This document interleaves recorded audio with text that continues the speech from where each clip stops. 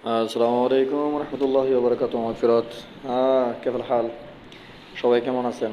আশা করি আলহামদুলিল্লাহ ভালো আছেন। আর এই যে সমস্যাটা, এটা হলো আপনার মনে করেন এই সৌদি আরবের মাঝে যে বলদের লাইন আছে না, পানির লাইনের সমস্যা আর কি।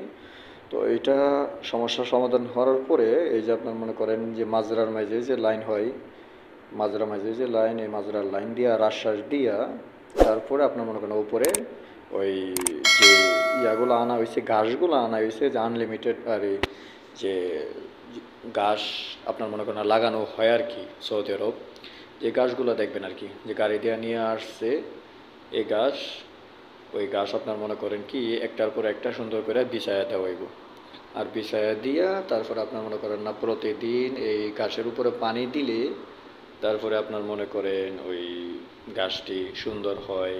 এটা সকল জায়গার মাঝে আর কি, সৌদি আরব রাস্তাঘাট বা সরকারি যত প্রতিষ্ঠান আছে ওই প্রতিষ্ঠানের মাঝে এরকমভাবে সুন্দর করার জন্য এই গাছগুলা কিনে আনে আর কি, বুঝছেন? এই গাড়ি দিয়ে আসে, এই যে দেখেন যে এই যে সুন্দর ঘাস, এটা কত সুন্দর করে মনে করেন না গাইডটা আনে, ঠিক আছে, রোল করা থাকে আর কি, রোল করে আইন না তারপরে দেয়। এই যে বাংলাদেশের মনে করেন না ওই দুর্বাঘাসের মতো সুন্দর করে বিছায়া দিলে এটা সুন্দর জন্য আর কি।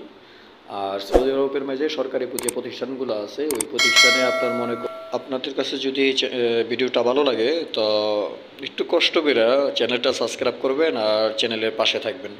তো ধন্যবাদ, ভালো থাকবেন, সুস্থ থাকবেন। আসসালামু আলাইকুম রহমতুল্লাহি ওয়া বারাকাতুহু।